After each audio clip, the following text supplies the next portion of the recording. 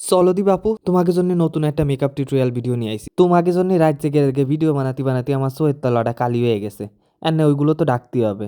সুন্দর করে একটা ডার্ক কনসিলার দিয়ে চোখের তলাটা রেখে নিতেছি ভালো করে। আল্লাহ দুয়াই দিয়া মুহিও কয়েকখান দাগ আছে, ওইগুলো ভালো করে ডেকে নিচ্ছি, নাহলে কিন্তু হবে না। এদিকে আমি তোমাকে না দেখাই অফ ক্যামেরায় আমি আমার সিক্রেট বেসটা লাগাই নিয়ে আইছি। সব তো দেখানো যায় না, বোঝো না?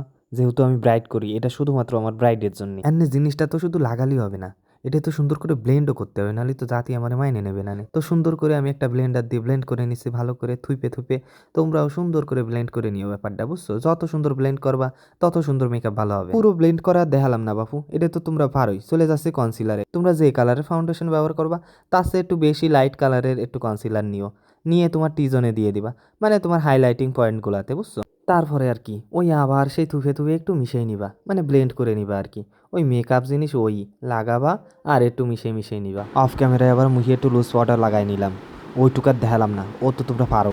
এবার মন দিয়ে সোহের মেকআপটা দেখো দিনি। তোমরা কিন্তু সবাই আমার এই সোহের মেকআপের প্রশংসা করিছো, খুব বেশি ভালোবাসা দিছো, তার জন্য অনেক অনেক ধন্যবাদ তোমাকে। যাই হোক, এই যে তোমাকে জন্য ফুল টিউটোরিয়াল নিয়ে চলে আসি, এই জন্য কিন্তু এখন পুরোটা দেখা লাগবে তোমাকে, ঠিক আছে? আমি একটা ট্রানজ্যাকশন সেট হিসাবে হলুদ কালার নিয়েছিলাম, ওইটা পুরো লেইফে দিছি চোখ বইরে, বুঝছো? তারপরে এরকম একটা চিকুন ব্রাশ নিবা। এই কাজ কিন্তু মোটা ব্রাশ দেওয়া হবে না। এরকম চিকুন একটা ব্রাশ নিয়ে তোমার ক্রিজ লাইন বরাবর টাইকে নিবা।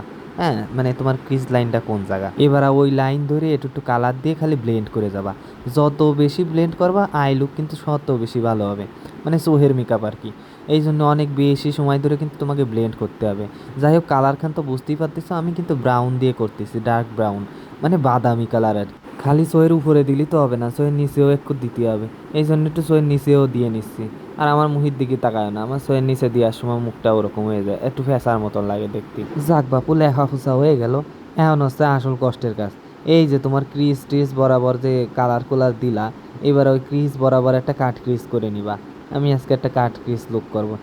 এইটা কিন্তু তোমরা একটু ফাইন করে করো, একটু সময় নিয়ে করো, বুঝছো? এটাতে তাড়াহুড়া করা যাবে না, একটু সময় নিয়ে ফাইন করে করতে হবে, তাহলেই কিন্তু চোখটা সুন্দর লাগবে দেখতে, বুঝছো? তো আমিও করে আসি, তোমরা দেখো, দাঁড়াও।